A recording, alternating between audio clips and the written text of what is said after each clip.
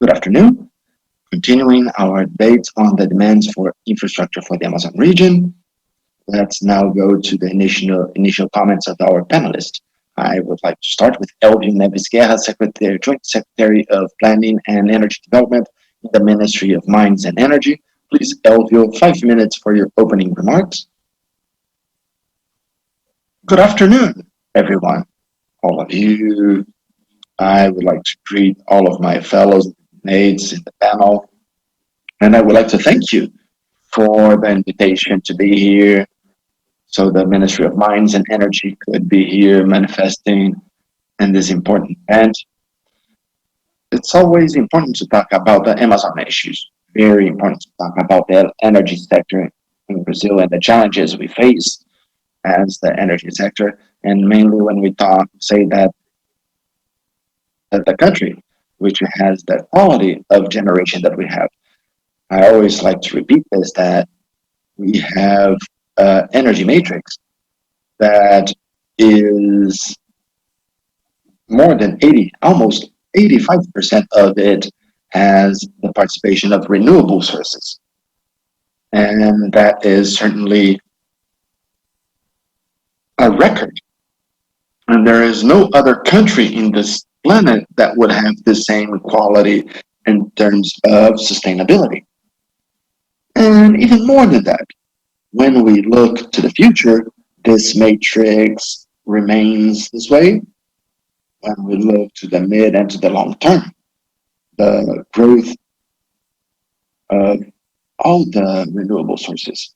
And Brazil is a privileged country in this sense. We have energy resources or resources for the generation of the energy that are outstanding. When we look towards the Amazon,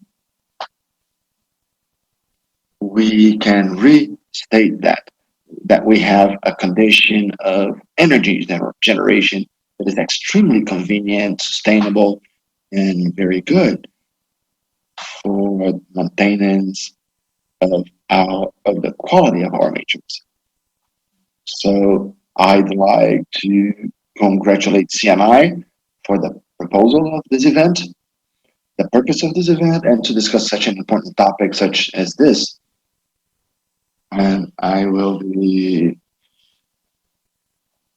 observing during this time, and afterwards I will be willing to comment a bit more about our energy matrix and our electric matrix. Okay, Elvio, thank you so much. Now I pass the floor to Ricardo Botelho, CEO of Energisa. Ricardo, please, 5 minutes for your initial remarks.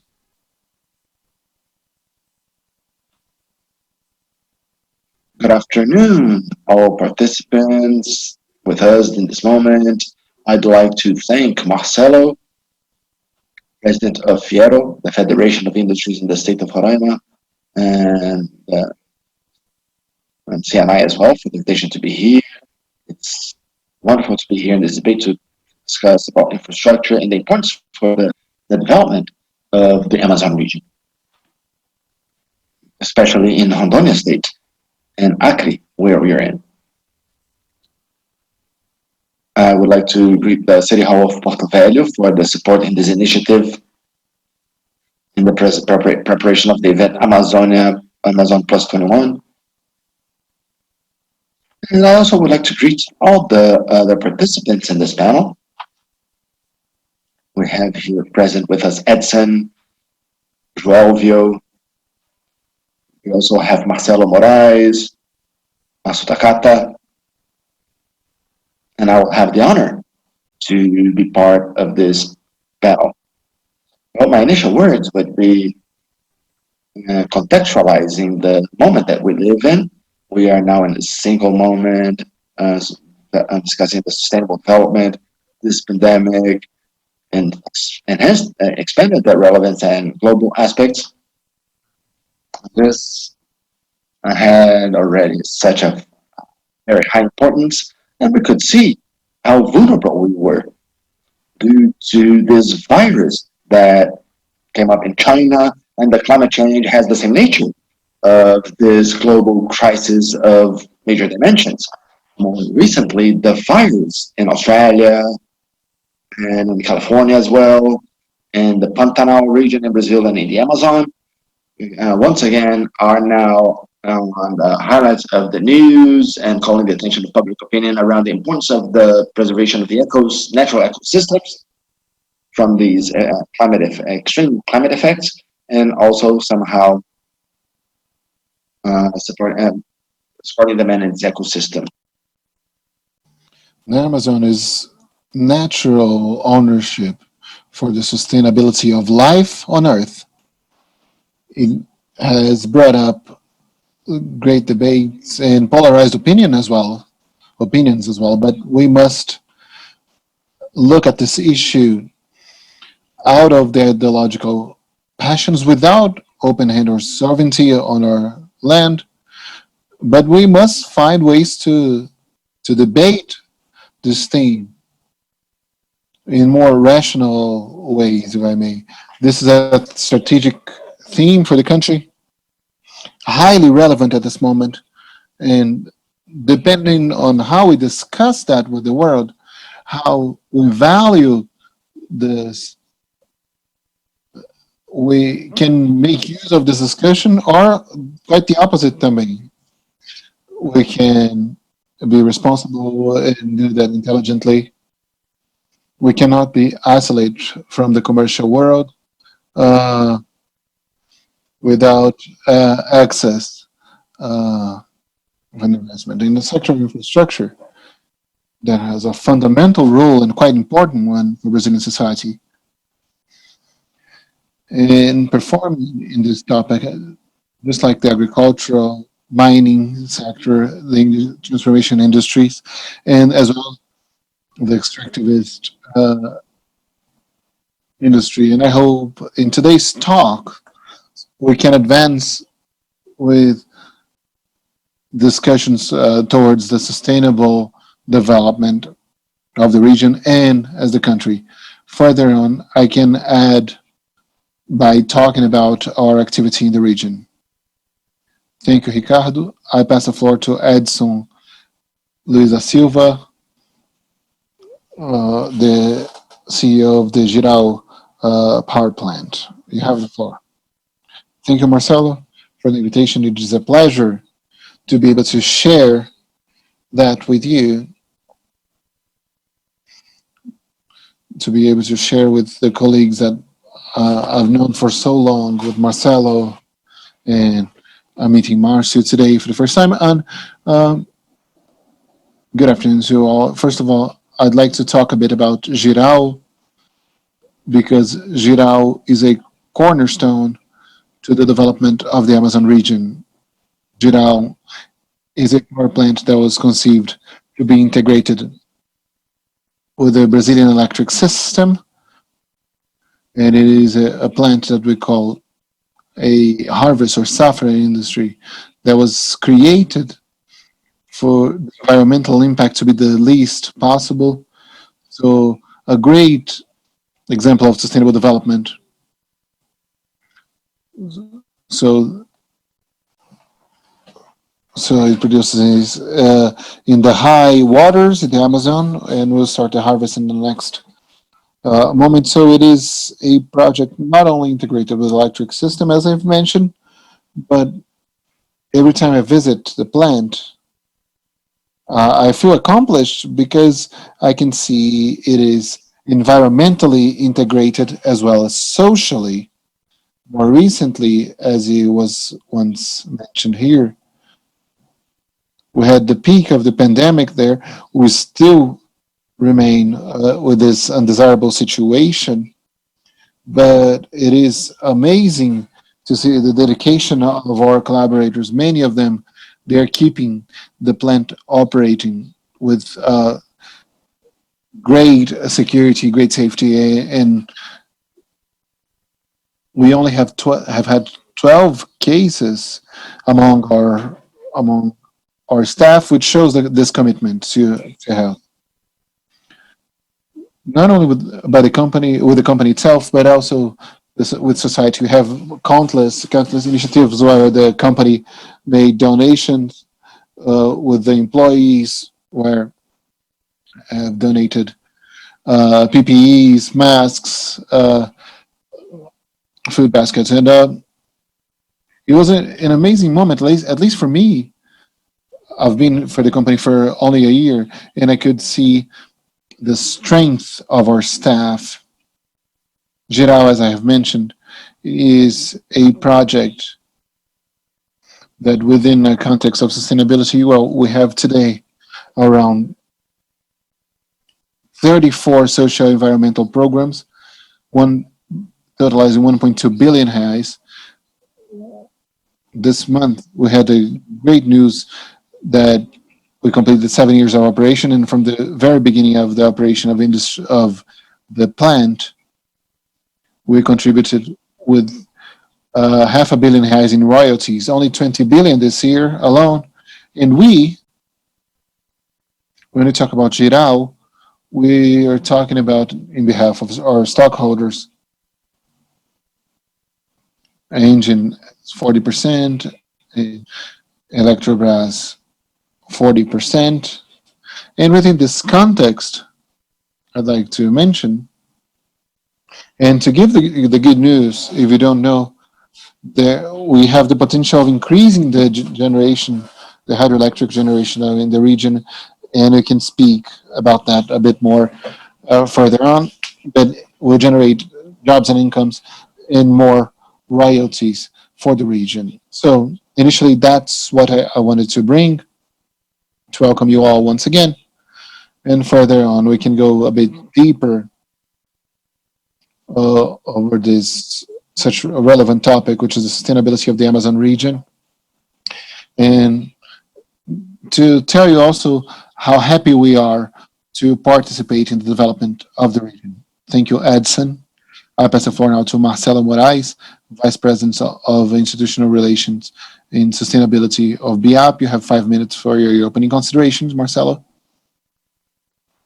Uh, I'd like to thank my colleague Marcelo, my dear friend, not only president of the Confederation of Industries, president of CNI environment group that I'm very glad to be part of. I'd like to send my best to Edson Boteiro, future director of ANEL.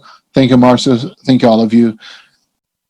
Thank you for being part of this event to discuss a frontier of development, a continental-sized region, and certainly a frontier of development of our country, not only for infrastructure, but also for natural resources that we have available there, that we, in a responsible fashion, certainly will have to make use of these resources in a very responsible fashion. Talking about the Brazilian energy matrix, I'm vice president of Environmental Forum with 19 members that we're responsible for discussing the environmental topics that deal with the electric sector of Brazil. Talking a bit about the matrix, 85% of our matrix is renewable, 83% renewable actually. There is no parameter similar in the world. We should be proud to talk about the renewability of our energy matrix. We have 170,000 megawatts. Out of those 100,000, they come from hydroelectric plants. It is an extremely important source for countries for carbon emissions, almost no carbon emissions. Also, the cost related to it is an energy source that has no fuel cost. It's quite different for our energy matrix. We have the thermal sources, it represents about 40%. And the solar power representing 22% of our matrix, a great number that is ever growing. And now, separating the other renewable sources, this is great for us, the for the ones that are watching and want to send a question. Wind power is have around 18 billion reais invested. So the electric sector has that. The infrastructure, it brings important development or investments for the country that generate not only tax income, but also labor, generation of labor. Solar energy or photovoltaic energy is around 22% of our matrix, but we have hired 25 billion, almost 26 billion up to 2025 in 4.6 gigawatt. So we're going to double those 2% in the next 5 years, considering the ones that are hired in auctions. Just thinking about the photovoltaic brings and the thermal ones, 14% of our matrix, and we have also natural gas. There's a bill in National Congress recently approved in the House of Representatives. Representative Laércio led it, and it will go to the Senate. And I'm certain the rapporteur they're going to have this project that is so important will be well led and will certainly bring improvements for the generation of Brazil, not only for Brazilian industry, but the Brazilian sector as a whole. Talking, going back to an hydroelectric area, we as Brazilians, we are we have a very different condition if compared to any other country, due to the fact that we have the largest freshwater uh, potential in the world, and we can expand that to 170 gigawatt up to 2050.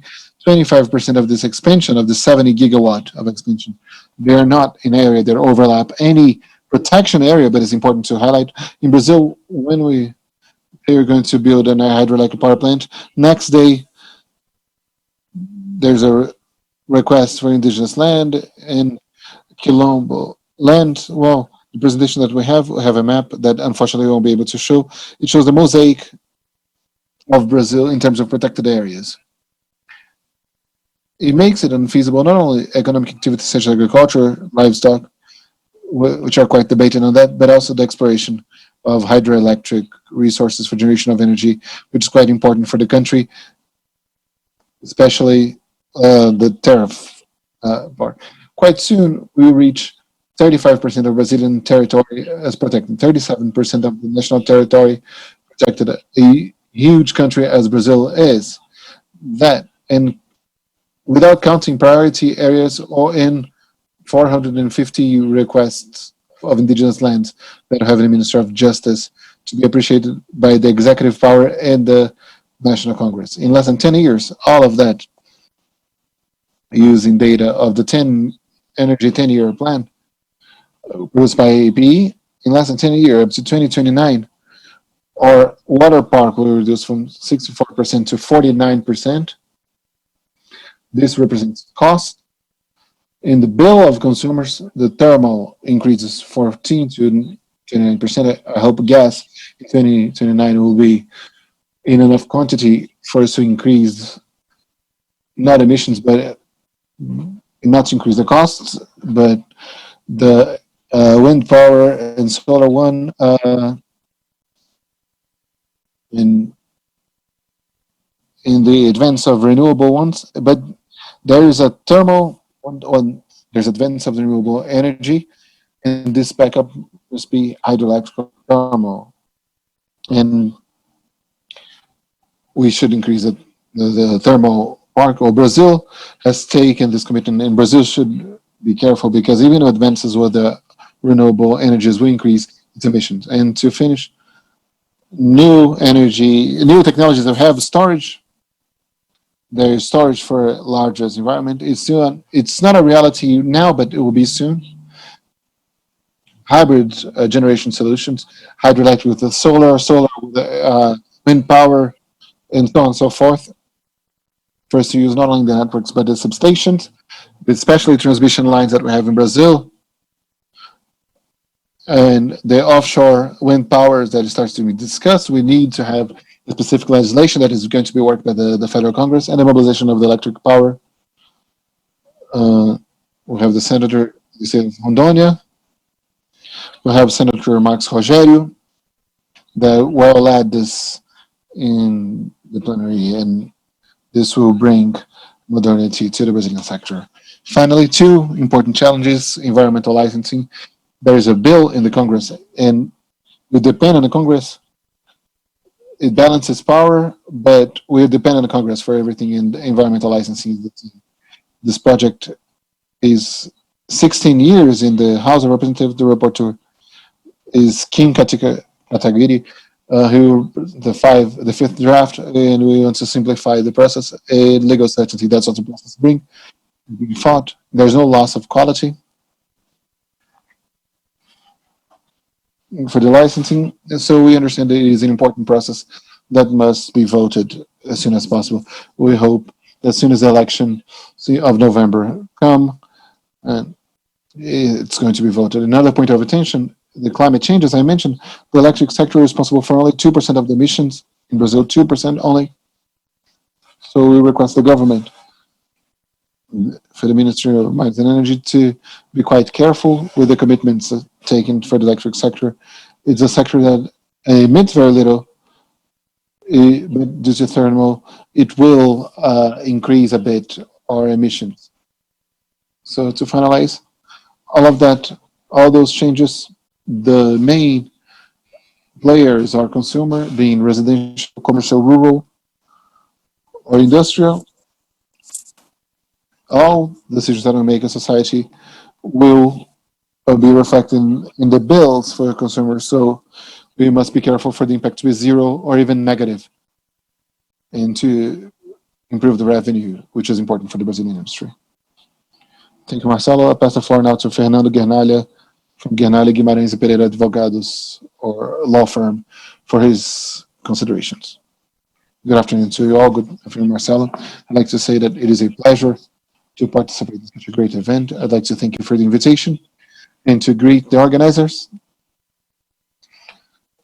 Well, to host this highly relevant discussion is amazing, and it has to do with the Amazon region, which is strategic for the country, so rich and so poor at the same time, with a lot of potential to the development of infrastructure sector, and to bring the private investment to advance with the universalization of basic services, which the region is quite needy. For instance, sanitation. I want to bring a contribution on the perspective of the one that has of someone who has participated in the creation of projects. I'm a legal consultant and have a large academic career turned towards these mechanisms of cooperation, public-private cooperation. And my role is to bring a more operational role, not focus on electric sector. In the electric sector, we have great experts. My role here is to bring a more operational view, to have the public-private concessions and other public-private techniques, and first to develop the Amazon region. We know Brazil, as an emerging country, is quite demanding of infrastructure. We historically have invested 1.5 of our GDP. We need to at least double it for the next 30 and 40 years to be able to advance and expand our infrastructure, for us to have, well, at least basic infrastructure up.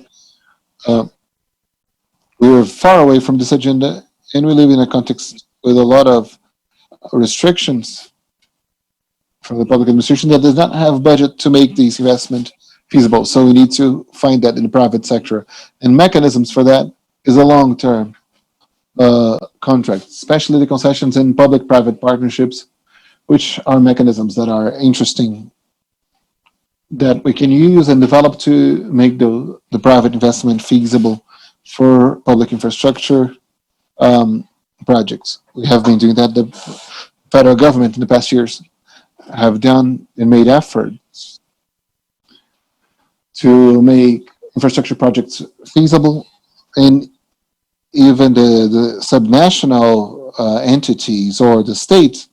We see the portfolio of PPI right now is encompassing this wide scope, and involves not only the federal projects but under national projects that are quite important. We have sanitation agenda, water, sewage, solid residues as well. So I believe it is highly important to discuss the challenges and the bottlenecks that we have, not only to structure but to manage those projects in the long term, for instance, in the scope of the Amazon, which is quite needy of essential services. We have, for instance, an index that doesn't reach 11% of sewage coverage. This is the data of the northern region, 60% of water supply. So this is much less than what is necessary for us to offer the minimum conditions of life for the citizens.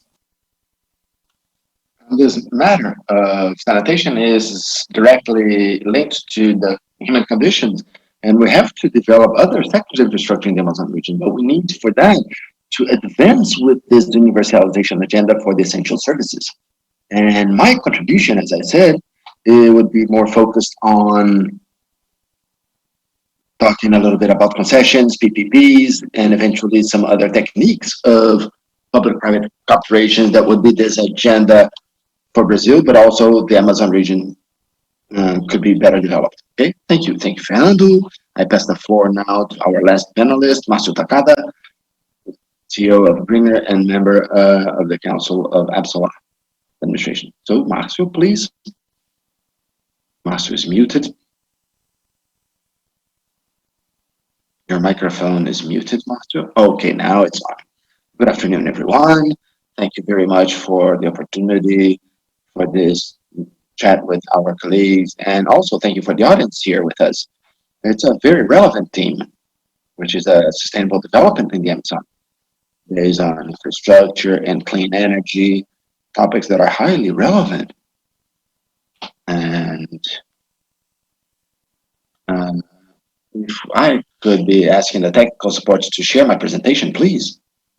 Well, ABSOLA, who I represent, ABSOLA is the Brazilian Association of Photovoltaic Energy, and it represents the solar energy in Brazil, being a meeting point for discussions and the development of the chain for solar energy in Brazil. And I believe that do I have to do anything for it's a question for the technical support? Or otherwise I can go straight to the slide. Okay, there it is. Well, the photovoltaic energy is being developed in a relevant way in the series in Brazil, in the whole world, but also in Brazil, being a very important growth factor for renewable energies in the world. And we could say that here in Brazil, considering the different conditions that we have, makes the technology a very important factor for the assistance and the contribution for an even more sustainable matrix. And in this line, solar energy is extremely important in contributing for the sustainable development of the Amazon region. We have here participation of over 370 megas and solar energy systems covering the Amazon region with a distributed generation and several other applications in isolated regions of the Amazon. And naturally, initiatives that are also being taken as with the objective to expand this usage in a way that the benefits that are not only connected to the renewable generation of energy, but also related to the development, social development, and economic development. I believe that is very important and must be considered, and also the number of employments and opportunities that are generated could be considered as taking this benefit to the Amazon region. Well, it is a very relevant topic, and from the association, we see this huge potential and this huge contribution that technology can take to all the region, as well as, well, it's already generating all these benefits for different regions in Brazil. So it's a technology that it's growing significantly in Brazil, as Marcelo already highlighted really well. Wonderful presentation, by the way, with an objective explanation and very broad over the different points of energy. And it's a technology that is being developed not only in the format of centralized generation, which overpasses more than 3 gigawatts of capacity, installed capacity already in operation in Brazil, but also the concept of distributed generation that recently overpasses the 3 gigawatts, adding more than 6 gigawatts of installed capacity in Brazil. And we could say that it's only the beginning.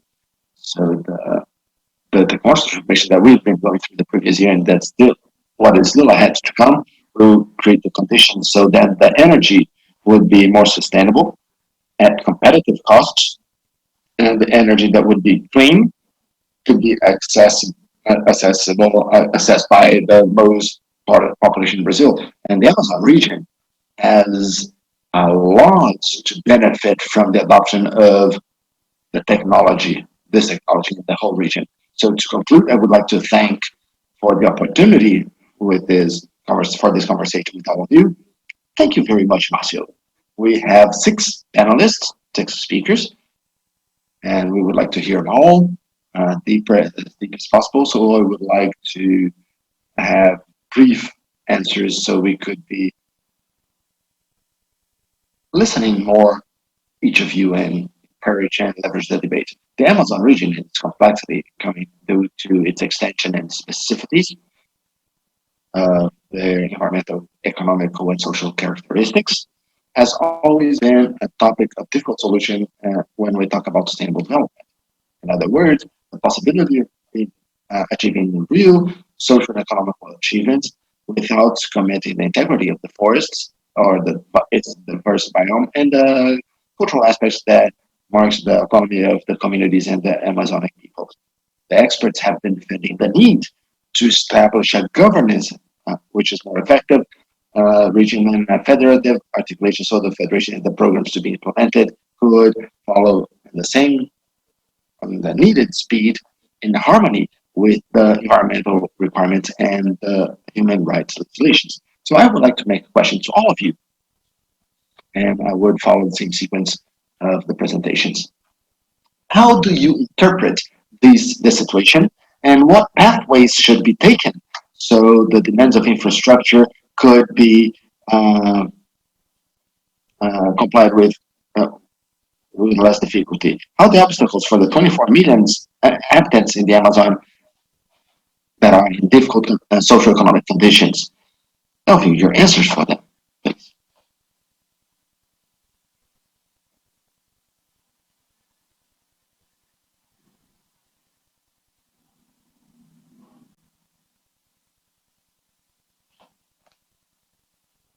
Elvin, please.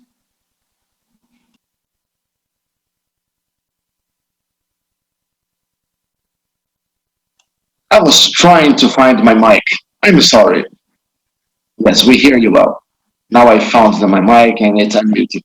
Well, I want to make some comments here.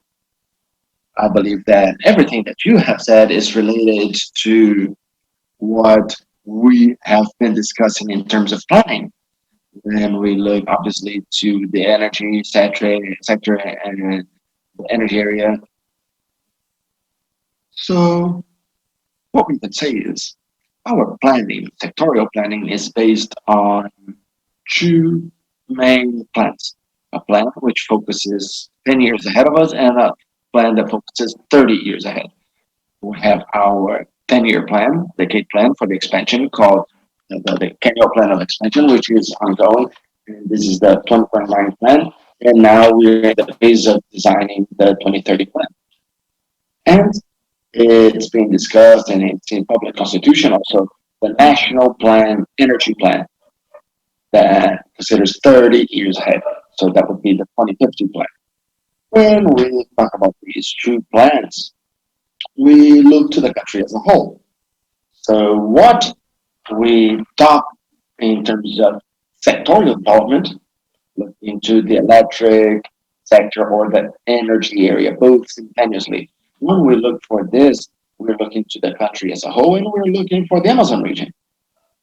So Marcelo said really well, shared some important data with us about our matrix and repeating what I said initially. Our matrix is a clean matrix. So from the point of view of sustainability, that is good for the whole country, but look into the Amazon region, Amazon sustainability, we have no doubt Well, we are sure that the contribution of the electrical sector and what is in our plans would be a very important contribution for that to happen.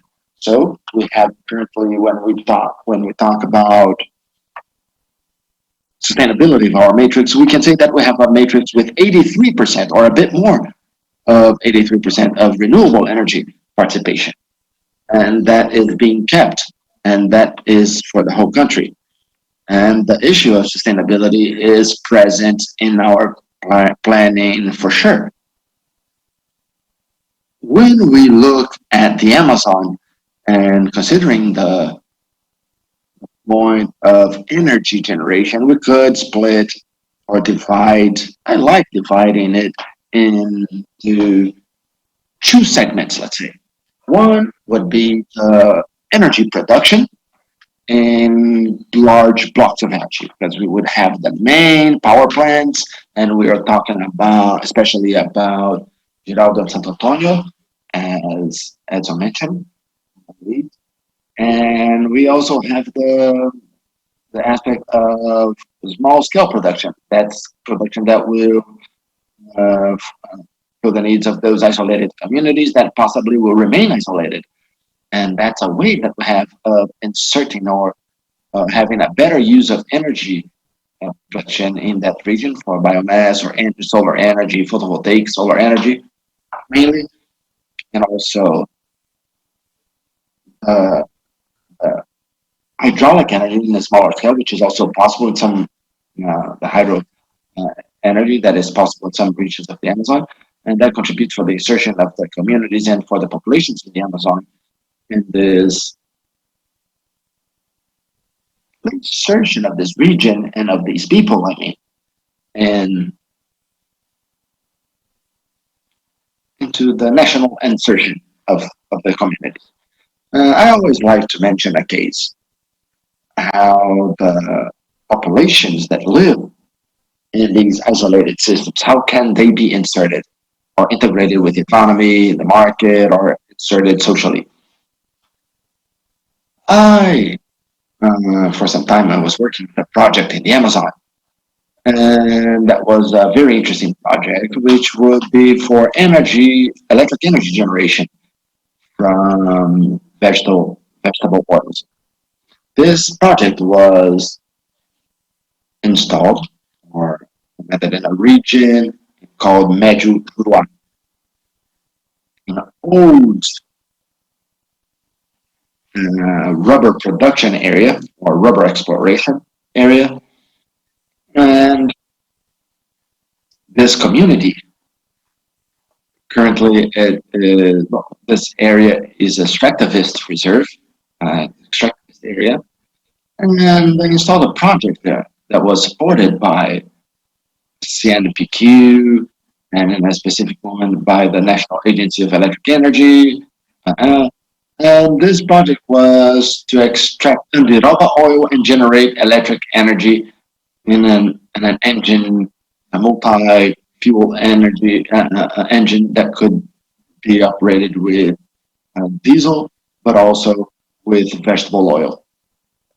And that community started then to extract Andiroba oil to generate energy for this engine, replacing the use of diesel at that time. So that was a community of 50 people, 50 houses, 50 households with approximately 250 people living in this community. And so you could have an idea when we talk about the isolated system, lots of times it seems to be more rhetoric than real. I have visited this project. I went from Brasilia to Manaus on a flight, and then from Manaus I took another flight to Paracatinga. It's a municipality near to this reserve of Urucu. And in Canaguari I got a boat, and I took the boat for around 12 hours on Churua River. And when I got to the borders, the Strathapis Reserve, I had to walk in the forests for about 2 hours so I could reach the community. And there I could feel what really would be an isolated system. It's not only rhetoric, but it's isolated for real there. And there, this community started generating energy. How we say in Andiroba, and I was very impressed when I got there because the community, I believe that I would be seeing a poor community, extremely poor community, but I found a community which had 200 people, 250 people, but it was a community with that had already created a possibility for economical development due to the use of Andiroba oil for the generation of electrical energy. We had a warehouse that produced the oil and produced some other cosmetic products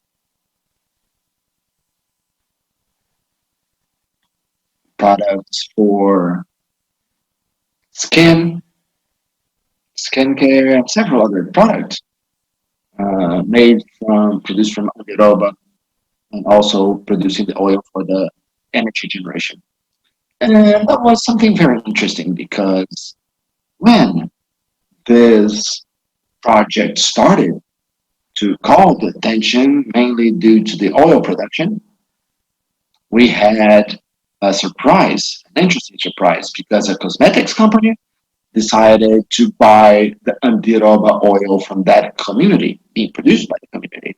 So, so you can have an idea. I don't have the numbers anymore, but it would be around, well, the diesel would be around 5, and the Andiroba oil would be sold for cosmetics production for 40. So 8 times greater value than the diesel. And that generated a development process in this community. And the electric energy generation was a byproduct for that economic development, let's say. And that for me would be the real insertion that we could be bringing for those communities that are really isolated in the region. And electric energy, I mentioned this case because that started with the generation of electricity energy, replacing the diesel. And that led to an economic development and social development for that community. And this could be happening in all other communities in the Amazon region that are isolated. And the Ministry of Mines and Energy has been working hard for that. When we look for the program Light for All, or the program now More Light for the Amazon. More Light for the Amazon program, well, has this challenge, or has this proposal, and has the challenge as well. Take energy and use the energy as a development factor, social development factor, and so economic development of the region. And the possibility for electric energy generation in the region is very high. When we talk about high, uh, large, major uh, enterprises, the major enterprises inserted in the Amazon are sustainable. So if we consider those enterprises, and I'm not going to replace Edson here when I'm talking about Giral. If we get Giral Enterprise, Giral is an enterprise or a project that has been developed generating benefits for that region. And it continues doing so. So if you look to that region to see what it was before the implementation of Giral project, then I could be mentioning several cases, like Belamonte case, we would have uh, a situation looking to that enterprise or project completely different from what we had in the past in the communities that are surrounding these power plants. So the major enterprises and projects, and also the usage of the natural resources and the use of the natural resource that Amazon has for the energy production, and therefore for the economic and social development as well, could be they are sustainable fashion for sure, and they are inserting, right? They have this capability of generating social and economic development that will ensure the insertion of those communities. And very interesting data is, I like to repeat this data. Well, maybe less for the Amazon than for other regions, but Well, let's look to the small hydroelectrical power plants if we want to focus on the smaller projects. Even though Amazon is more towards the north of the Amazon, we would have a greater possibility with the smaller hydroelectrical projects. But the smaller hydroelectrical power plant has a capacity of mobilizing the economy. It has a capacity of inserting people in in in the region or in the regions, and that's very interesting. In all cases, no exception, where the country installed small hydroelectric power plants, and Ricardo Botelho is part of that history because the first hydroelectric centrals were created by Cataguases in all places where we implemented a small hydroelectric plant or central. The surrounding area of the region where that central is ends up developing more, a lot more positively compared to the regions that do not have it. So if just look at a small hydroelectric plant and see throughout time from its installation how the IDH has been, the human development HDI has developed, and the relationship between employment and income. And this was developed more positively than where the regions are not implemented. This is the raison d'être of the electric sector. So it is for the sustainability, for the insertion, and I say the only project that maintains an environmental preservation area or permanent preservation area is the hydroelectric power plant. And this small electric plant has this benefit. It is legal. You have to implement a permanent preservation area. And by saying that, what I'm saying is, well, the small, um, the small central, and I talk about all areas. The So you have this is valid for the Amazon region for the photovoltaic ones, for the wind power. The electric sector, these generation projects, they are true clusters of development.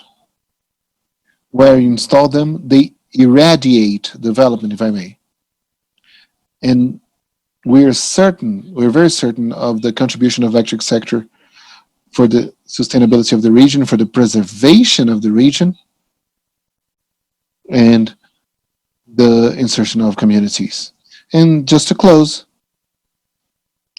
if we gather some projects that were not able to be installed,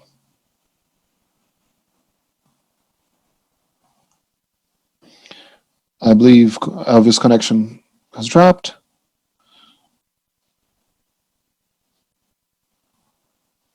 Well, upon his return, we'll pass the floor to him again.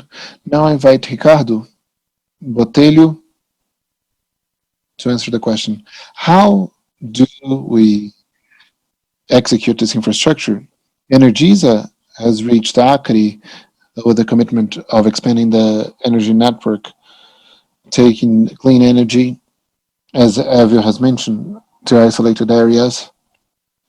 And at the same time, that I'd like to hear a bit more about the Mais Luz para a Amazônia program, more light, more electricity for the Amazon.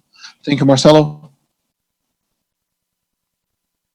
Elcio, would you like to conclude?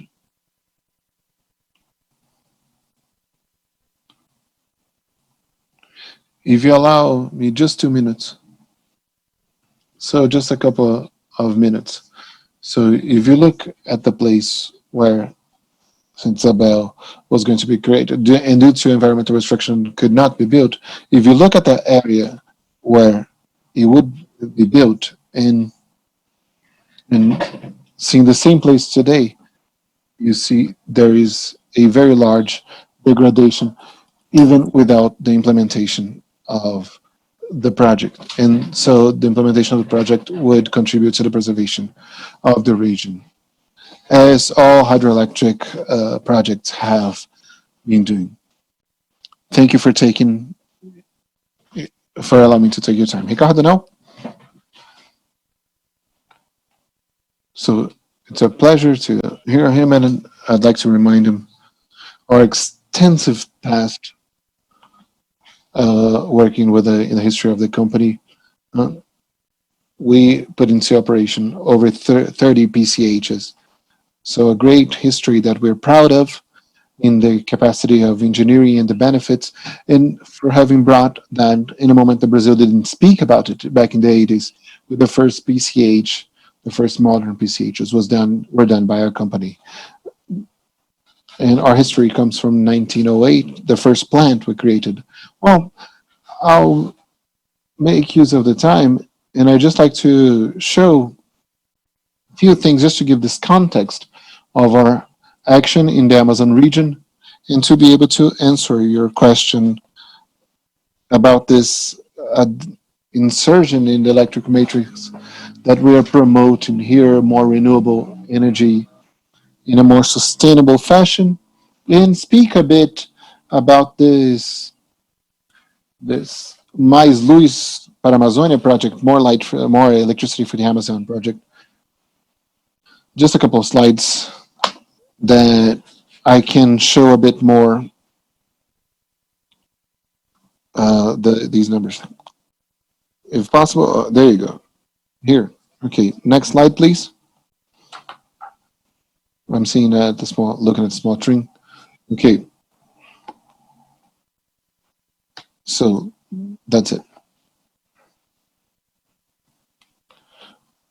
Well, first of all, I'd like to say that our group exists for 115 years, and he has as core business distribution activity over 8 million Brazilians, 22 million Brazilian people attended by Energisa, by 11 companies, and a considerable part of those companies are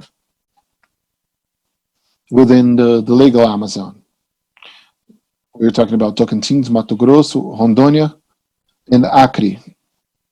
And those two companies were the ones that we reached more recently. And we have an activity in the area of generation, both in the small and large size. And this is our activity. We attend almost all segments in the value chain of the electric sector.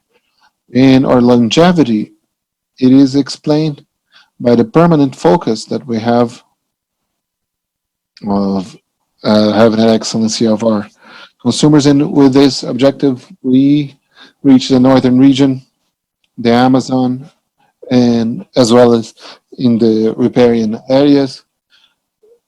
We were in the southeast and northeast, and we had the opportunity to go to Rondônia and Acre, and to be able to act with synergy and sustainability. It's quite similar to the work that we've done back in the 90s.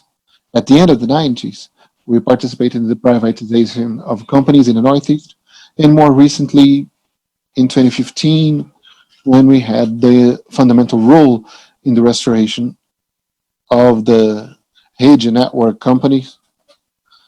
And those companies, after being merged with Energisa, they're now in top condition. And this is what our experience has brought for this challenge to transform that without Rondônia, without the conditions of investing, to be able to attend the consumers. Well, with that, to be able to have the economic development they're so desired, to go back to flourishing again, due to the conditions that we have for the agribusiness industry and commerce and trade. I mean, to be able to rise always with this concern of environmental protection. This is the first point that I'd like to bring. And I'll go to the next slide just to give you an idea. This is a point that has been brought on the communities, regarding the communities of consumers who are in a remote region. Just for you to have an idea, we estimate that in Rondônia we have some 4,000 consumers in remote regions, and many of them are smaller producers. We are not able to estimate how many of them are in the lower income tiers, and we must advance in the registry. What we did, well, surveyed based on satellite photography. We were able to get this first survey, and our commitment is to invest in sustainable solutions to bring the universalization and to form coalitions for the sustainable development of this region and for it to come together with the electricity. And as has mentioned, we want to make the production in these regions to take place in such a way that we we can have a sustainable development. And the more electricity for the Amazon program, well, it was defined by a decree, I believe 10 to 21 of this year. That's the name of the number of the decree, to attend small groups of consumers in an isolate system away from municipal headquarters and characterized by the total absence of scale in small units, small groups, and with a very low density, and concessionaires that are going to act on that. Well, it will be a very important network of this project. All others, the concessionaires of electricity, have participated as the universalization took place for the program Light for All or Electricity for All. And this project uses resources for energy development. So it is responsibility well of the distributors to execute the investments and create projects and guarantee the rationality of all of this process as it is an allocation of public resources applied to social interest projects. Just to give you some characteristics of this program that has been mentioned here, it encompasses assets of energy generation with and without associated network that will be linked to the distribution system. And it has a monthly availability of energy that may be defined by the distributor itself, submitted to appreciation of MBE. And the participation of CD will be 90% of investment. And with that, the consumers pay less. I mean, because it was a very high cost per unit to be connected. And at first, this is in the decree. So it's classified as lower income. Only the clients in lower income would be eligible. We have a term of commitment. It's been discussed in the Ministry of Mines and Energy. And we want to have in this first area, no, in the first part, 3,600 consumers, with a total investment of 205 million reais in 2 years. And I take the opportunity, since Dr. Ali is here, as well as the Secretary of the Ministry, to consider the possibility, as we are having a large registry, which is quite hard to be done, we don't have networks in these areas. So we need to find those consumers. And so it's first a satellite work to go to the field to verify the spots that we saw there are eligible cities. So it is a huge work for us to create this. And perhaps we will need to address more in this program after we are able to gather information. And something important, well, some projects that we are already doing. I had one of them. I had the privilege of going there after going in a single engine plane for an hour. Uh, and then I went by canoe. That took 7 hours to take me upstream in the Tejo River. And I got to a region uh, to the south in an extractivist community, and there they have the Restauração Village, the first microgrid project that we're creating. It's quite interesting that will provide service for several families, and we'll have batteries and with a and also complementary with biodiesel. We have a very innovative project. This is a company from Uberlândia in Minas Gerais state that has this, and they have a case to be. They have this as a case to be replicated in similar areas. There are examples of places where we could apply that in the state of Rondônia, in the Nazaré village, Porto Velho, also in the lower Madeira River, where you only get there by boat. But there we have some 600 people, and our teams sometimes they need to be displaced to see to that village. So the thermal generation, for instance, it would be better substituted by the other solutions that we're testing. So it's just to provide you with this context.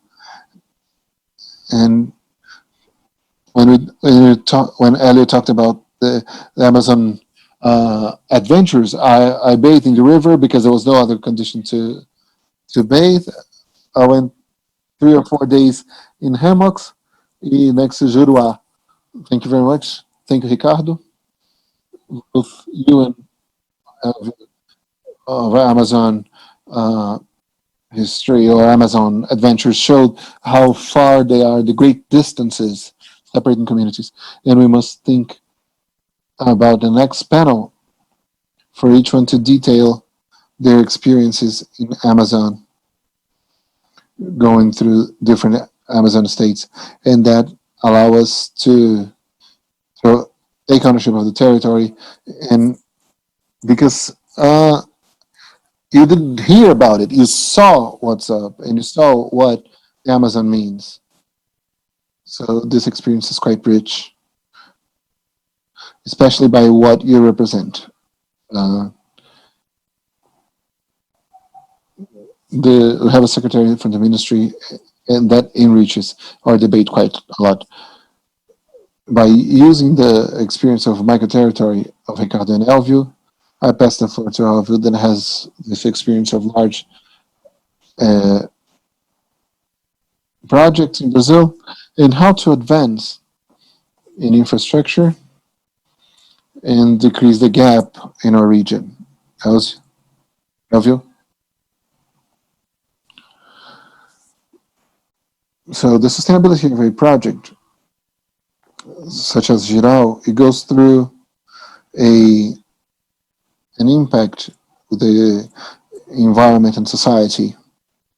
Sustainability ultimately means to create a future. In the future, what we do now with quality, we're producing electricity,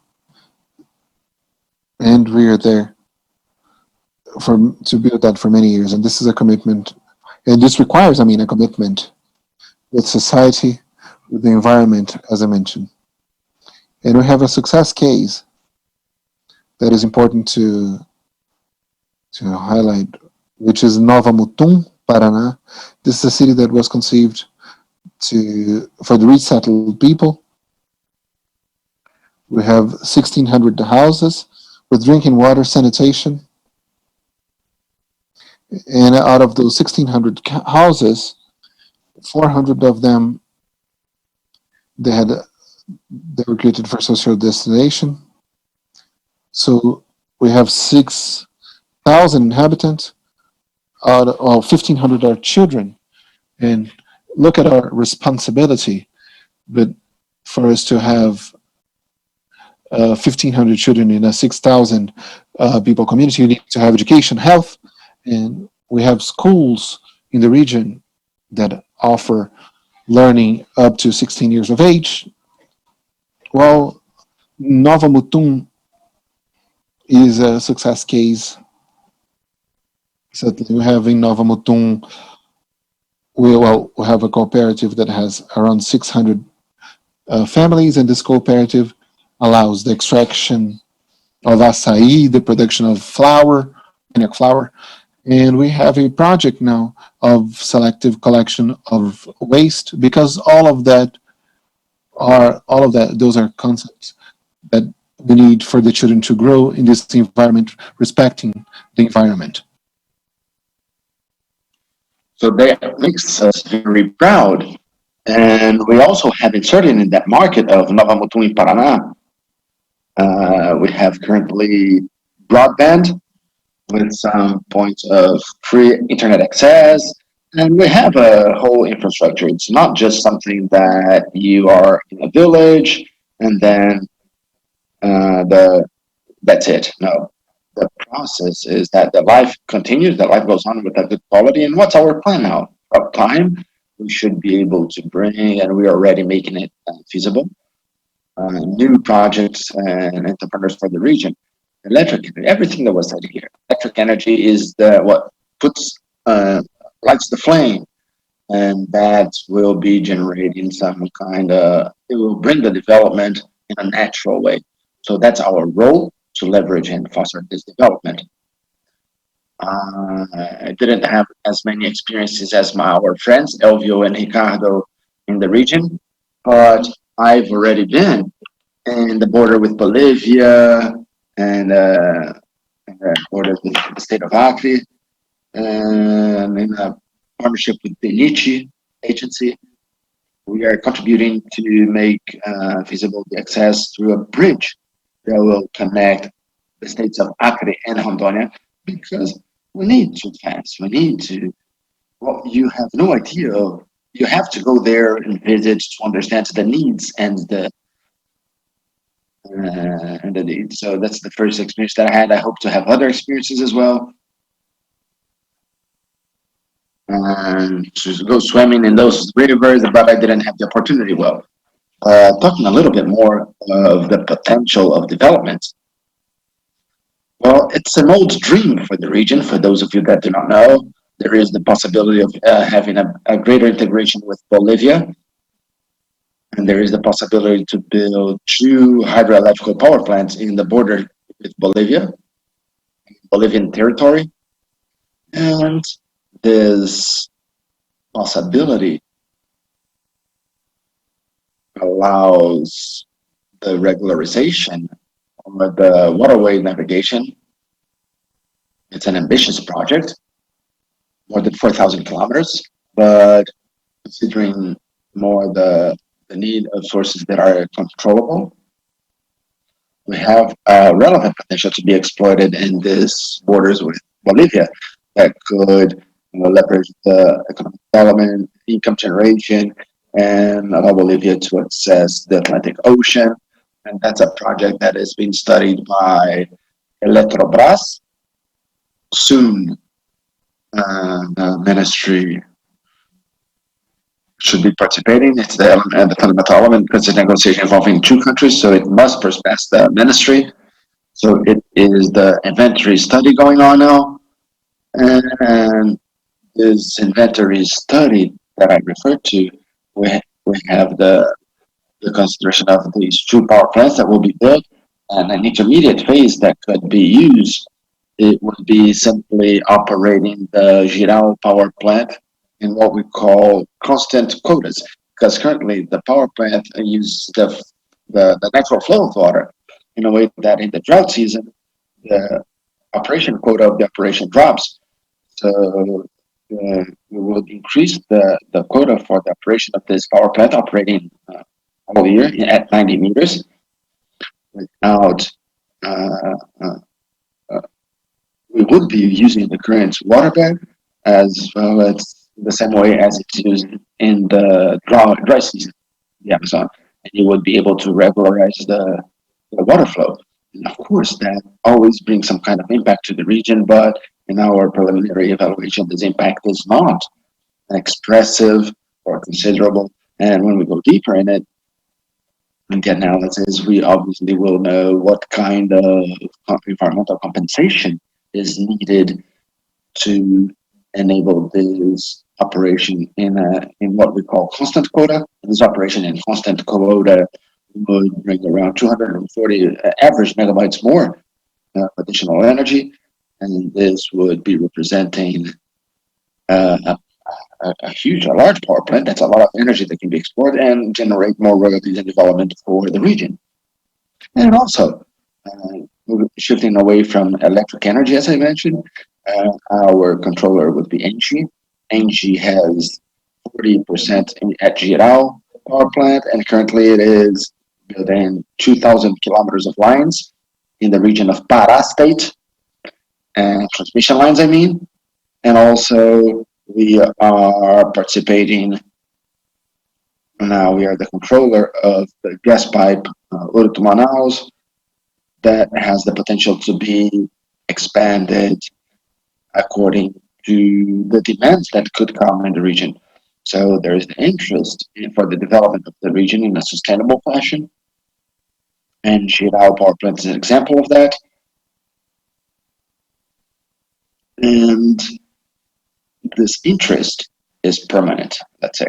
So we are completely available to continue helping the region and paying all the support. Thank you. Thank you very much, Edson. Marcelo, the ones that came before you talked about different views and different realities, the micro territory and the generation, isolated generation for 200 people, and a large project, a major project with several possibilities that the Amazon offers. How can we advance in the activation of this infrastructure, supporting the sustainable development of the region? Wonderful, Marcelo. Just two comments, quick comments to make in relation to the previous experience as well. I was already in the region for several times. I'm love for the region. It's a treasure that we have in our country. My only fear is to fall in love with a riverside woman and make this constant trip that Botelho and Aldo has already made, like once a month. Imagine. I'm not afraid of the python, the sucuri, or the cats, but I'm afraid of that riverside woman. But the importance of the electricity energy company has to the community. Being nationally, the electric sector is not communicating well. It's our fault. But this interaction that we have with the society, that energy generation, not only in the physics but also in the legal entities, we must highlight it. I had a former president here, Marcelo, that said only the economic activity would be able to conserve the Amazon region or any other Brazilian biome. It's impossible to say that. We have preservation and conservation. Preservation is keeping the standing forest. And we have the green economy, which was widely spoken for several years. It didn't advance much. And now we have a new expression being brought, which is bioeconomy, to try to extract something from the standing forest. And that's very important. We have to consider that. What we believe is that there is the possibility to expand the larger project in the Amazon region with extreme responsibility. We talk about sustainable responsibility development, but I would like to use responsible development. So I'm showing what that can bring of positive for the region with the standing forest. All the resources coming from those activities, economic activities in those needy regions, part of those resources would stay in that area, in that region, and we're going to be using to keep the forest standing where it's still preserved, and also to help and the activities with those communities involved around those projects. I'm going to give you a quick example here. Carajás project. Carajás, for those of you that have been there, I've been there a few times, and who looks at the picture believes that is devastating. But those of you that go personally, it's not that bad as you imagine. Amazon is huge, outstandingly huge, but Carajás is a small drop in the map. It's a micro dot in the map. So if you get the protected areas that are taken care by Vale, the owner of the project, and the protected areas taken care of the state is completely destroyed, and the Vale's protected area is completely protected. So it's important to let the protected areas of those projects bring in better project results than the other models. In relation to the forest, I would like to make these comments. And in relation to the social side and our friends, Marcelo, and those of you that are still watching us, I'm going to give you an example of Amazônia Geral, and we have Belo Monte power plant. I have a stock of news media going against the Belo Monte project. Some said that Belo Monte was destroying the Amazon region, trying to destroy that project. Belo Monte generated in taxes 700 million reais in more than 5, 6 years of time for the state and for the municipalities involved. Currently, the municipalities of Altamira and Vitória de Xangô, those that receive most part of the financial compensation for the use of the water resource, Sifu, they receive about 25 million reais per year. So in Altamira, this resource is 15% of the annual budget for that municipality. Vitória de Xangô is much more than that. So what mayor doesn't want that industrial action in the world, in the region, generating 15, 20% of the budget? Annual budget. So we have to balance a little bit more. We have those that are extremely radical, those crazy that want to put asphalt around the Amazon, exaggerating here, but also we have those that want to preserve Amazon 100% intact without benefits for the Brazilian society. I believe that we have to find that middle point and find some balance there. Wonderful, Marcelo. I believe that his connection is down. Okay, he's here back with us. But for sure, Marcelo, if not through development, economic development, and a structured operation in the territory, the agenda of preservation and conservation will not advance. So there's no dichotomy between preservation and conservation. Different than that, we have several examples spread around the Amazon that those most protected areas or conserved areas are those that have some kind of economic destination to it. And they have some responsible for that territory that will ensure the integrity of the biome or ensure the integrity of that territory. So I agree with you. The first challenge is of image and communication to break down to give a zoom in the Amazon, as you said, and a picture of an operation in the Amazon could induce that there's a huge degradation.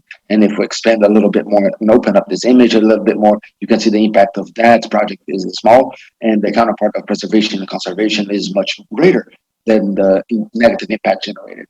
Well, Marcelo, just a quick example. Elvio mentioned the example of the APP, the permanent protection areas, and the hydroelectrical projects in that permanent area. I don't have pictures here, but I can send it later to you that shows exactly the green belt protected by the Itaipu power plant, and the rest is agricultural area. If we didn't have Itaipu power plants, it would be even more destroyed. In the case of Santa Isabel, if we had Santa Isabel power plant in the year 2001, 2002, when there was the public meeting, the area would be much more conserved than the current situation, right? Okay, perfect, Marcelo. I now pass the question to Fernando, and I would like to highlight a point, Fernando, that is part of the question, which is the transposition of barriers to advance with infrastructure. And obviously, that this leads us to talk about two topics that are very important to all the entrepreneurs in Brazil, that is environmental licensing and legal security or certainty. I believe you could give us a greater contribution on these two topics, and they break the development of infrastructure in Brazil. So please, Fernando. Marcelo, I believe that legal security or legal certainty is a cross-cutting problem that we have in Brazil. Any infrastructure project that demands long-term investment is difficult to invest the investments for the long-term investments without offering legal stability or legal security or regulatory certainties or long-term policies. Unfortunately, in Brazil, we have been seeing that we are not able, right? At least in the previous years, we can't have regulatory policies that long-term for the essential services. For example, energy. We have a good regulation in the energy sector, and NEL is a respected agency, But at a short term, if we look back, we had regulatory changes that were badly received by the market and generated instability and legal insecurity. And we have in other sectors the same way. We changed the model in the short term, and that's bad signaling for the investors. To attract the investors is bad, and, and including the international ones that we're developing now, several programs of privatization with the concessions and PPPs. Some of them are extremely well succeeded, such as the privatization of airports, the privatization of airports and highways, ports, and sanitation as well. So for that, we need to offer a perspective of stability and legal security and regulatory security for the investors. I believe that is a critical issue in Brazil, not only due to these oscillations in regulation that I referred to, but because we also, well, first, we have a lot of interventions of the control entities in Brazil, and that's a consensus in the market, the control, which is important to inhibit the deviations. And we had a lot of review of corruption in the last months and years. Of course, control is important, but the control became a risk factor for the investors. And lots of times the project is set up, structured, it's already being executed, but we have interventions of the control.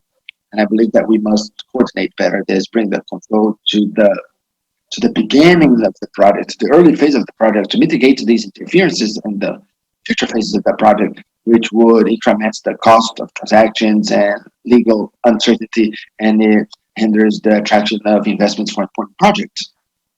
And I also believe that legal security or certainty in another aspect that is the inefficiency or the deficiency of the legal system. We don't have the enforcement of contracts in Brazil.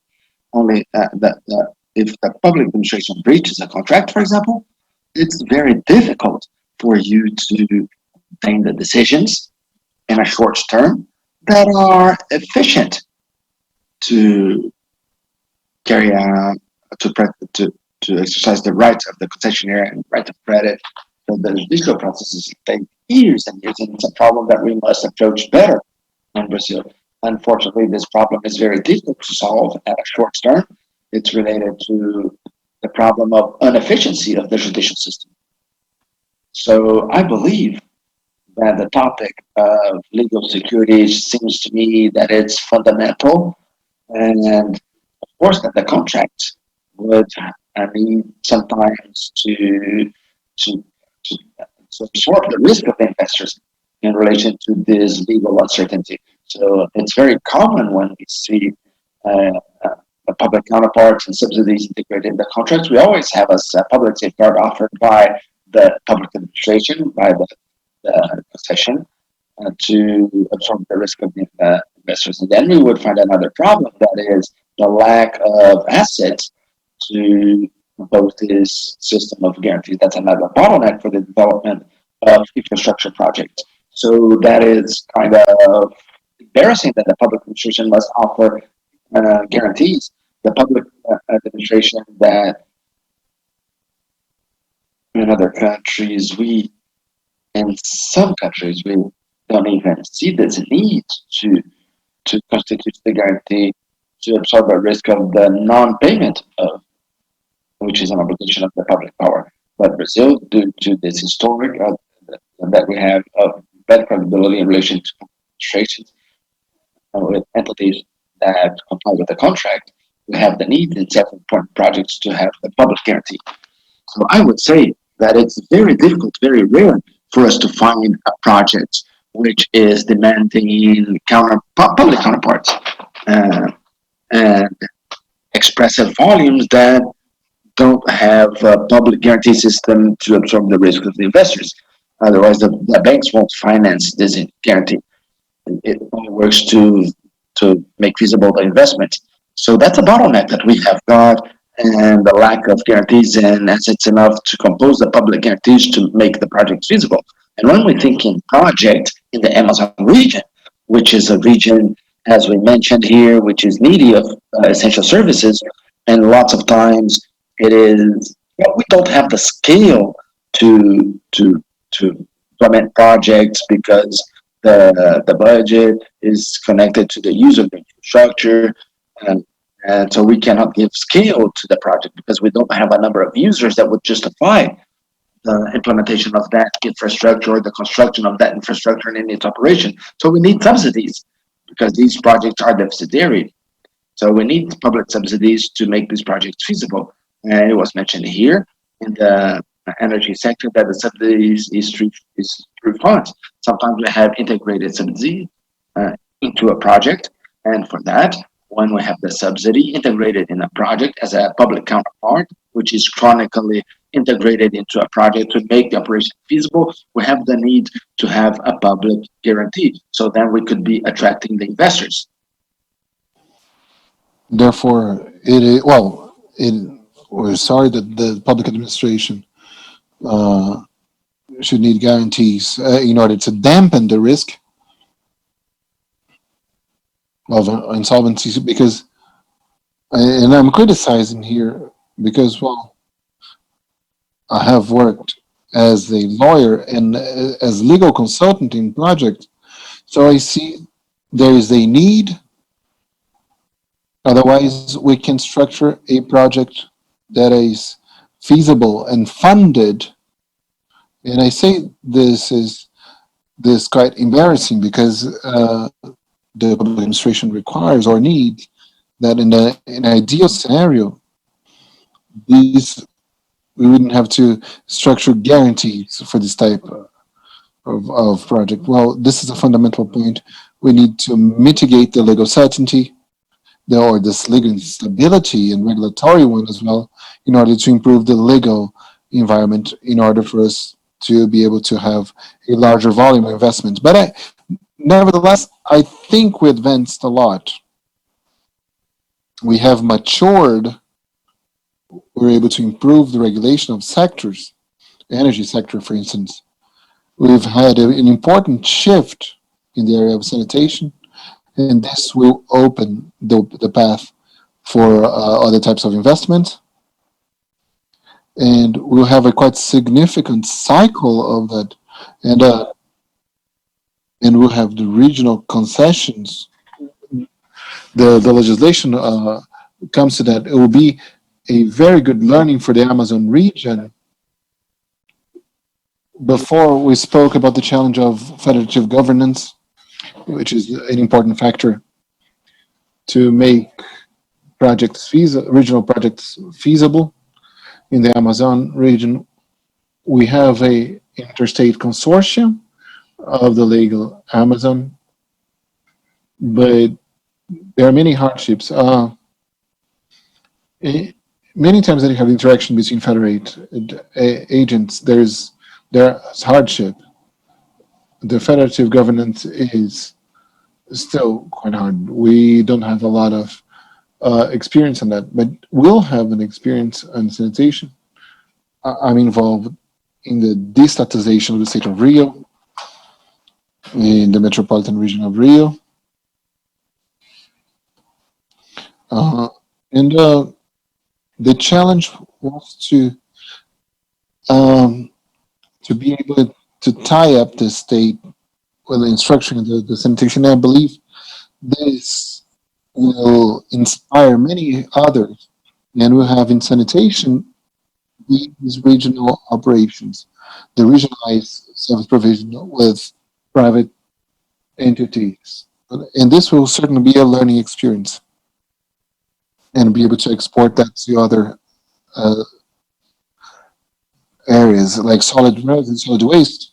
And there's an environmental agenda, the implementation of biomass industries for the destination of waste and different technologies that are being implemented, biodigestion, pyrolysis, and perhaps this reuse and the energy reuse is interesting and will be integrated to the problems of the treatment of solid residue or solid waste in other areas. And we end up having regional approaches for that. The National Waters Agency was empowered to provide regulation for sanitation, even for solid waste. And you'll see that for next year, there's a regulatory agenda for that.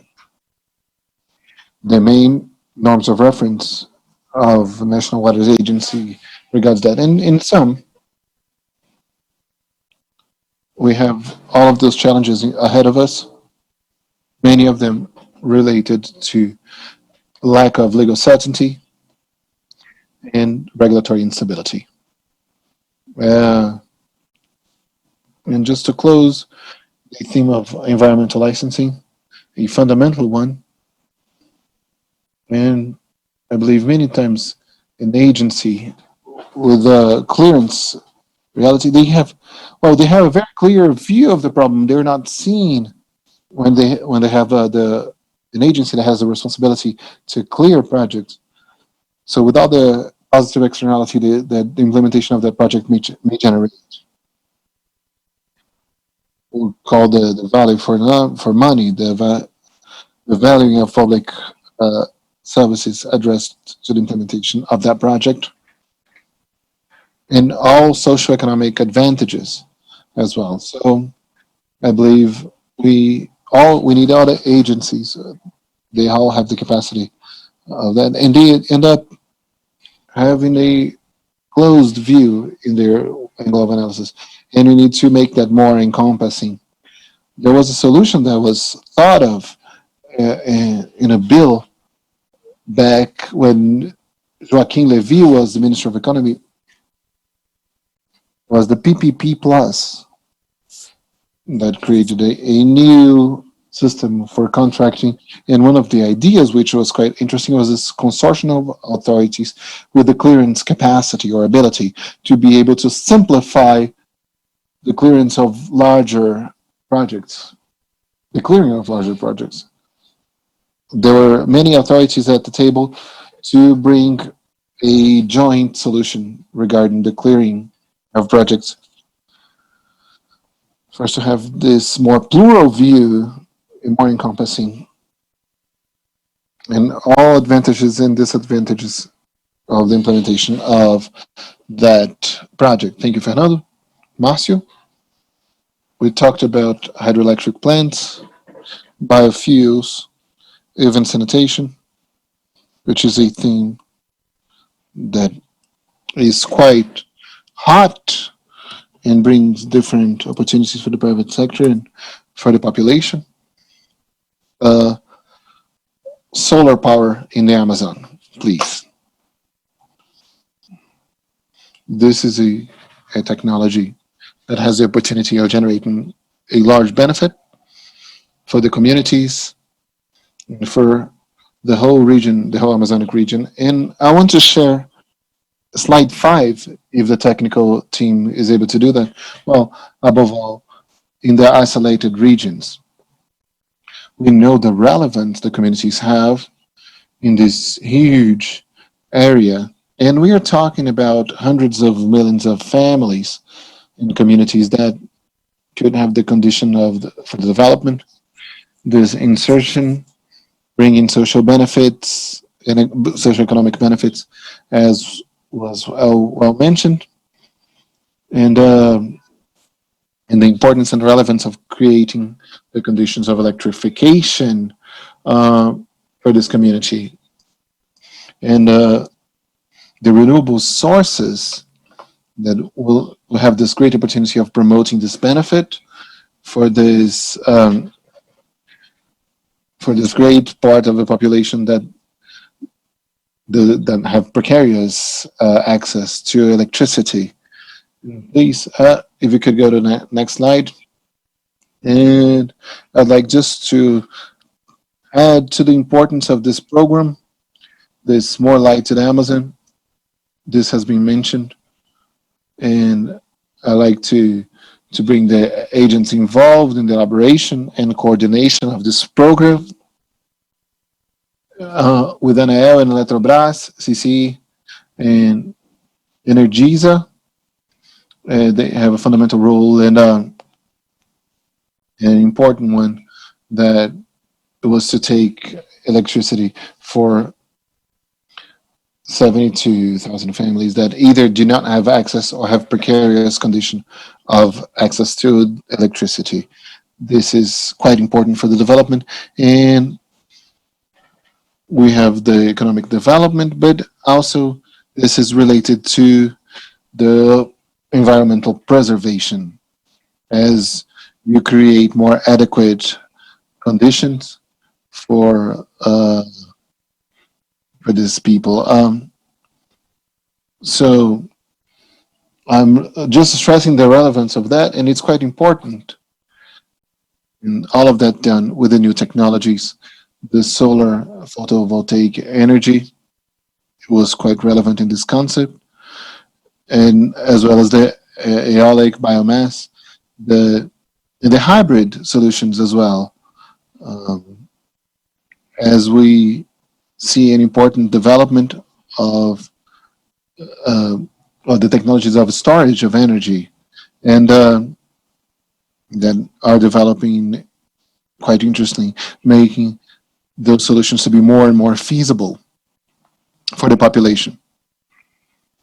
And important factors to promote the value chain and the planning and policies such as Decree MME 10 having a very important relevance to allow the access to electricity for the people who have, well, harder access. So this has contributed aiding this program and helping the whole chain and all players in the sector, but also helping the federal government. And here we stress once again our availability to help and continue the contribution for important initiatives as this one. Thank you, Marcio. We have less than 20 minutes to close our panel, and I'd like to hear for your final considerations. Well, considering all that was discussed, the excellent contributions and experiences, and having this theme of infrastructure of energy as determinant, and this was quite evident in our dialogue, but we still deal with the Roraima uh, state away from the interlinked system. We need to advance in infrastructure, respecting the requirements, the environmental requirements, and all others, of course. Nevertheless, we can't live with the reality of the state of Roraima being isolated, as well as other areas that, for different reasons, they are still isolated. And due to the distancing, we need to find innovative solutions, new technologies, integrating the local population in this process. So, with that, I'd like to hear the final considerations. Please uh, be short. Well, the people here saying that we was close. It is quite unfortunate because the dialogue was amazing. So, Elvio, your final considerations.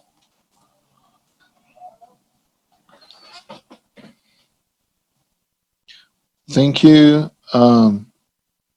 It is hard to talk about uh, Amazon in little time. Please have host other events for us to continue this discussion because you bring something quite interesting and important. I was back in the day I was in high school.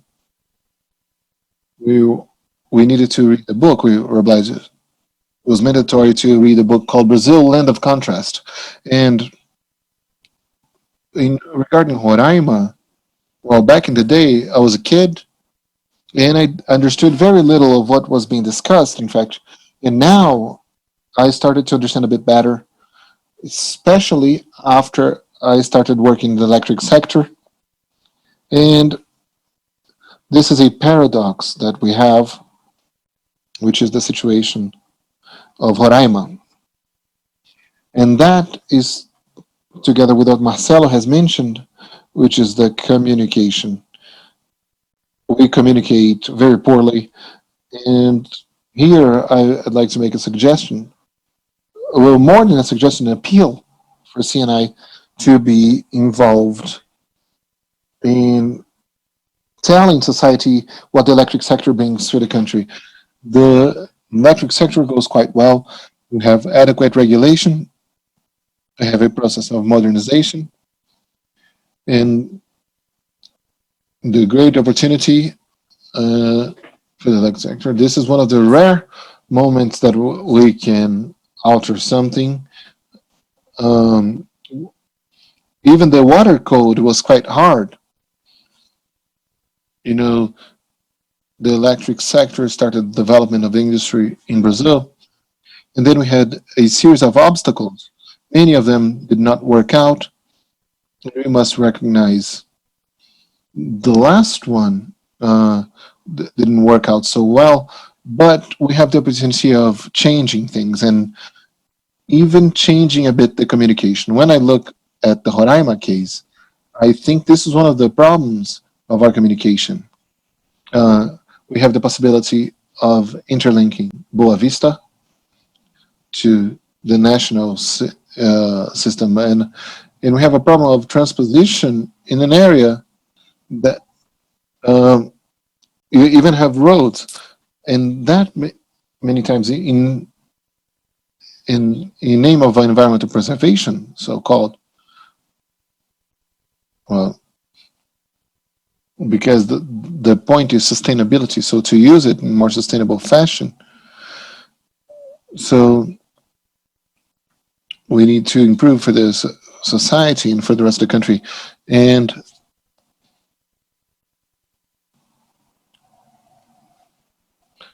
the sustainability, we we generate energy with oil in this region. Uh, uh, so this is one of the contrasts that we have that we must overcome, and that's what we must do. And I want from now on, and not to take too long. Well, without a shadow of a doubt, I mean, we know it works well, and with all hardships that we have, but it works quite well. There's regulation, there are contracts, we have guarantees of receivable, and all of that work quite well. And you must overcome this point of how we communicate. We don't show the benefits, we need to improve that quite a lot. And just to close, I want to mention one thing that doesn't have to do with Amazon itself, but is related to what happens with the whole country. To talk about, well, and I remember that because of something Marcelo has mentioned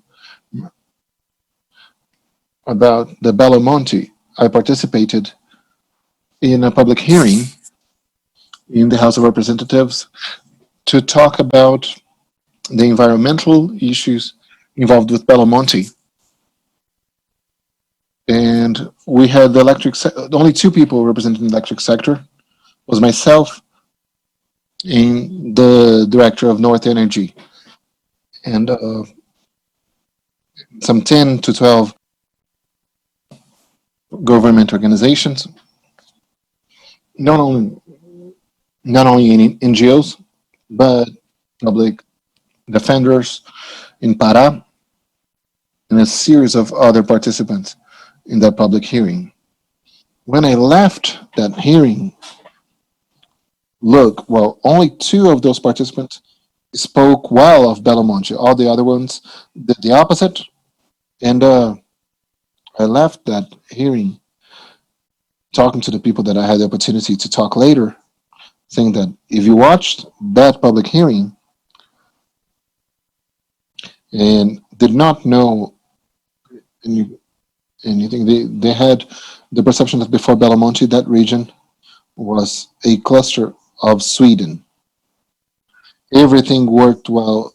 There was housing, there was health, there was sanitation, and people lived quite well, and they were quite healthy.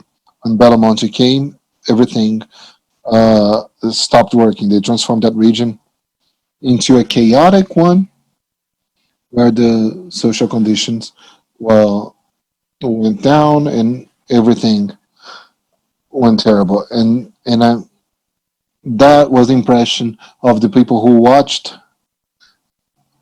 the hearings and did not hear the positive impacts of Belamonte, they left with that. And I want to close with that.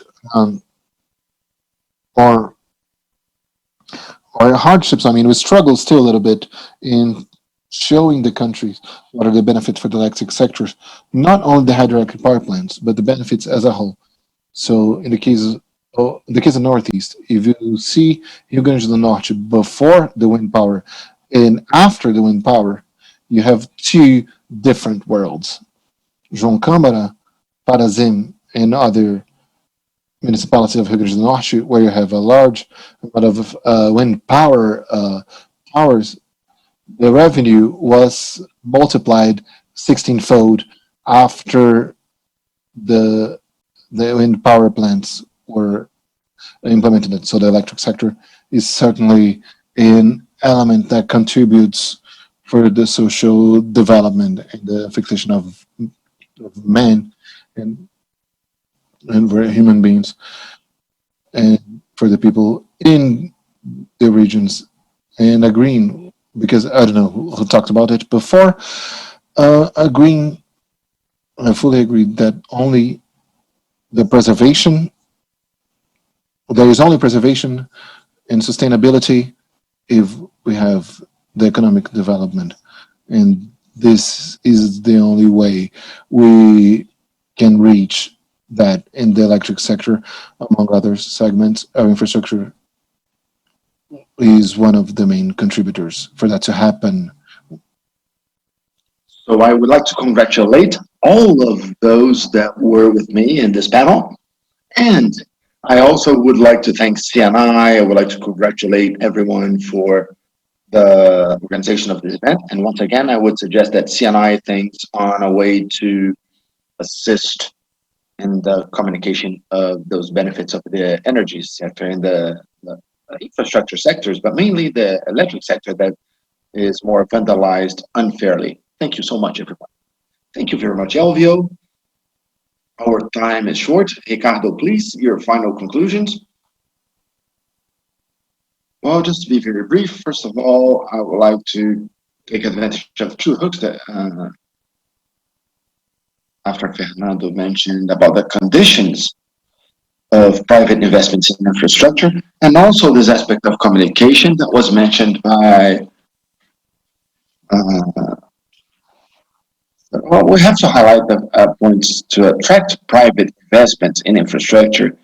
We would depend on the short-term project, and that's very important to have the legal certainty or security.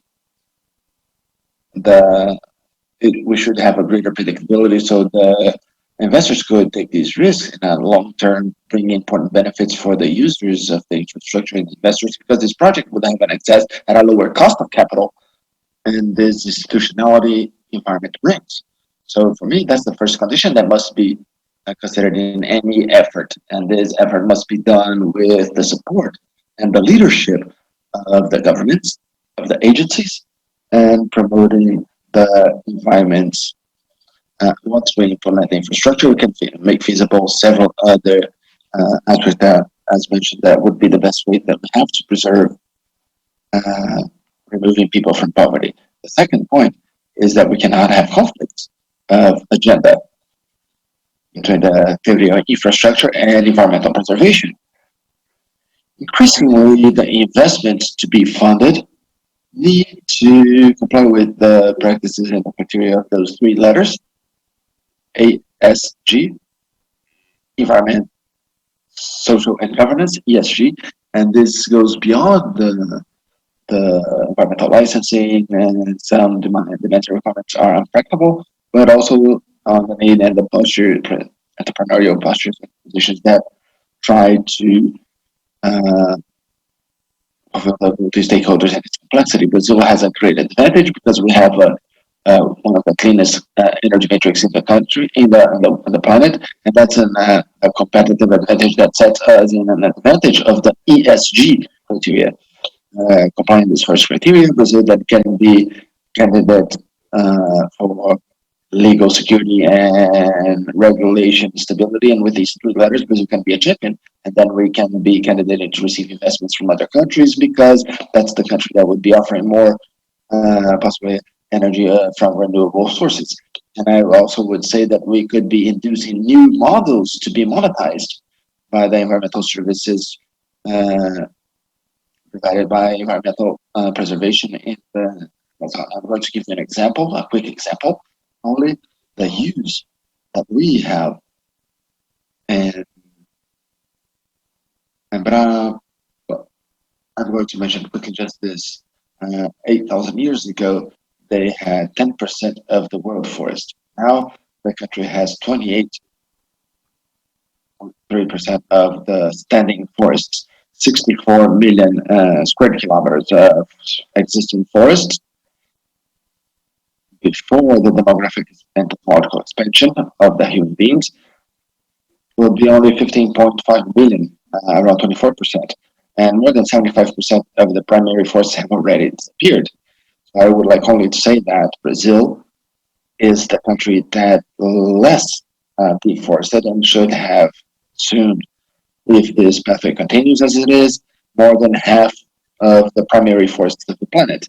And this paradox, which was highly commented here as well, is instead of being recognized as a history of maintenance of forest vegetation, the country is severely criticized as being the champion and the villain of environment.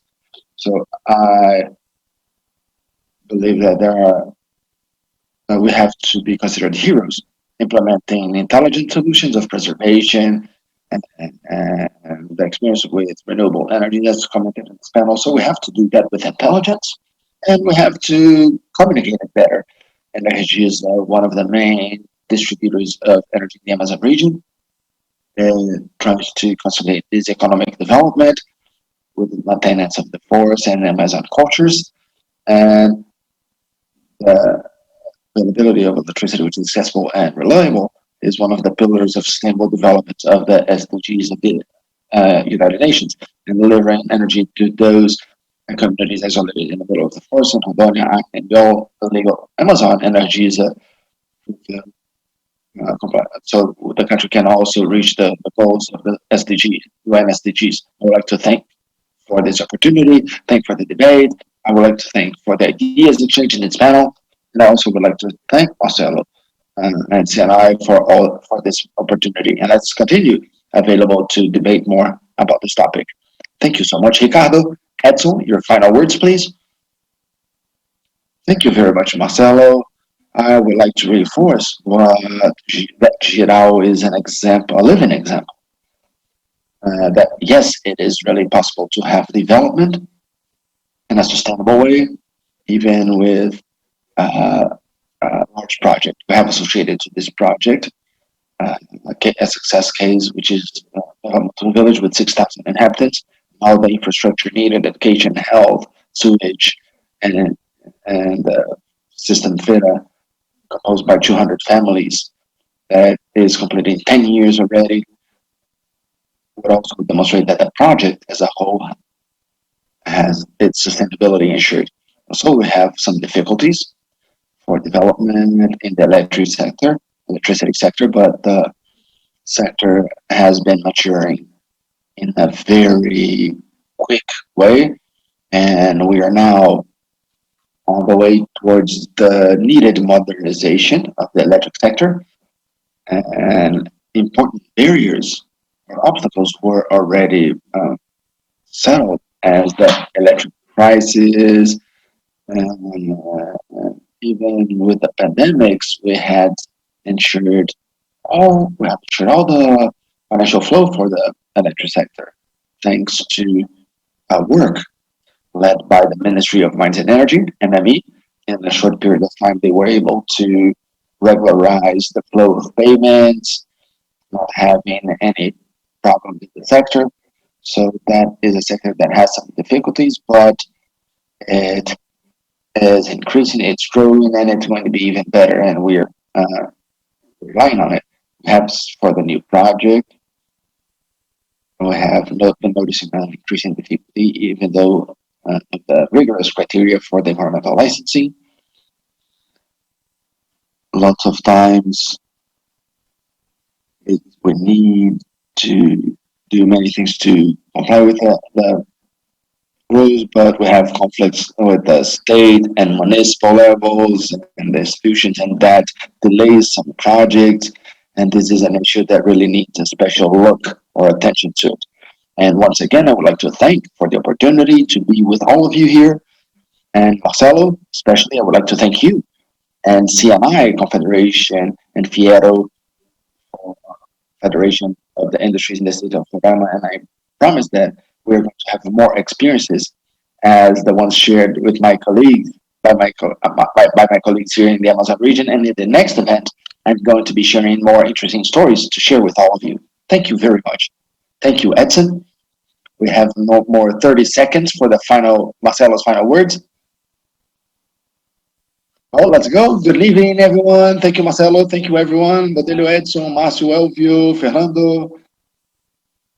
And the Amazon border is our development border. It's a continent that we have inside our very rich country. We're not less Brazilian than anyone. We are not less environmentalist than anyone. And I believe that this is the way that we have to bring dignity to our people and to these 25 billion people that live in such difficult conditions to have a better life, such as our friends in the South have here.